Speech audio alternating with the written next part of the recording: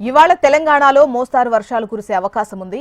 సముద్ర మట్టానికి 0.9 కిలోమీటర్ల ఎత్తులో ఆవర్తనం ఏర్పడినట్లు వాతావరణ శాఖ తెలిపింది. ఆవర్తనానికి సమాంతరంగా ద్రోణి కొనసాగుతోంది. దీని ప్రభావంతో 23 జిల్లాల్లో ఉరుములు మెరుపులతో వర్షాలు పడే అవకాశం ఉంది.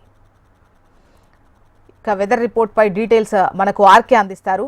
ఆర్కే, జ్యోత్స్న, నిన్న సాయంత్రం 3 గంటలకు ప్రారంభమైన వర్షము అర్ధరాత్రి వరకు నిన్న అర్ధరాత్రి వరకు కురిసింది. అదేవిధంగా మరో 3 రోజులు వర్షాలు కురిసే అవకాశం ఉంది తెలంగాణ రాష్ట్ర వ్యాప్తంగా అని వాతావరణ శాఖ ఇప్పటికే హెచ్చరించింది. అయితే వాతావరణ శాఖ హెచ్చరికతో పాటు అధికారులు కూడా అప్రమత్తంగా ఉండాలని అధికారులను ప్రభుత్వం అయితే ఇప్పటికే అలర్ట్ చేసింది. ఎక్కడైతే జిహెచ్ఎంసీ పరిధిలో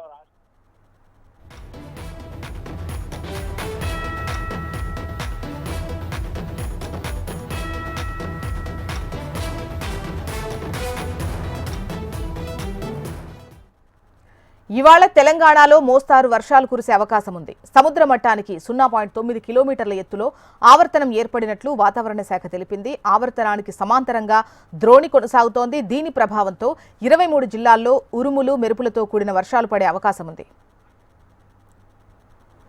డీటెయిల్స్ మనకు ఆర్కే అందిస్తారు. ఆర్కే, చూసినా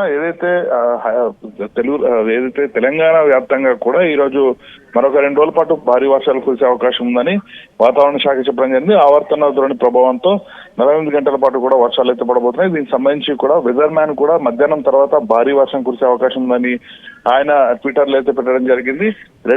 మధ్యాహ్నం 2 నుంచి సాయంత్రం 5 లేదా 6 గంటల వరకు కూడా ఈ వర్షాలు పడే అవకాశం ఉందని చెప్పడం జరిగింది. మరోవైపు ఇటు హైదరాబాద్, సంగారెడ్డితో పాటు మహబూబ్ నగర్, ఆదిలాబాద్, మంచిర్యాల జిల్లాలకి భారీ వర్ష సూచన ఇవ్వడం జరిగింది. కొన్ని జిల్లాల్లో మాత్రం పిడుగులతో కూడిన వర్షం పడే అవకాశం ఉంది. ఇంకా మరికొన్ని జిల్లాల్లో మాత్రం ఉదయం మొత్తం ఎండ ఉంటుంది, మధ్యాహ్నం తర్వాత వర్షం పడుతున్నట్టు కూడా చెప్పడం జరిగింది. నిన్న కురిసిన వర్షానికి దాదాపుగా కూడా చాలా నష్టం జరిగింది. ముఖ్యంగా ఇటు పంటలు నష్టపోగా హైదరాబాద్ సిటీ వ్యాప్తంగా కూడా మొత్తం రోడ్ల మీదకి నీళ్లు రావడం, మరొకవైపు ఓల్డ్ సిటీలో గోడ కూలి ఒక వ్యక్తి చనిపోవడం జరిగింది.